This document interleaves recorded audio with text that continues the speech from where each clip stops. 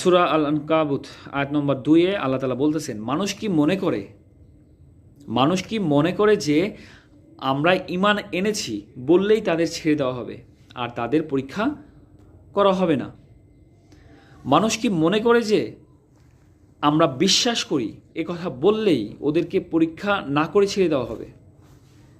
অর্থাৎ মৌখিকভাবে ঈমান আনার পর তাদের কোনো পরীক্ষা না নিয়ে এমনি ছেড়ে দেওয়া হবে, এই ধারণা পোষণ করা ঠিক নয়, ভুল।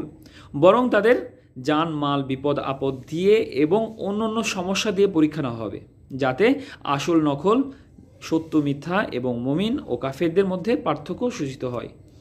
মানে আমি বললাম যে আমি মুখে ঈমান আনছি, আল্লাহকে মেনে নিচ্ছি, আল্লাহর রাস্তায় আসি বললেই কিন্তু শেষ হবে না। আল্লাহ কিন্তু আপনাকে পরীক্ষা করবে যে সত্যি আপনি কি আল্লাহর রাস্তায় আসেন কিনা। বিভিন্ন ধরনের বিপদ আপদ দিয়ে পরীক্ষা করবেন যে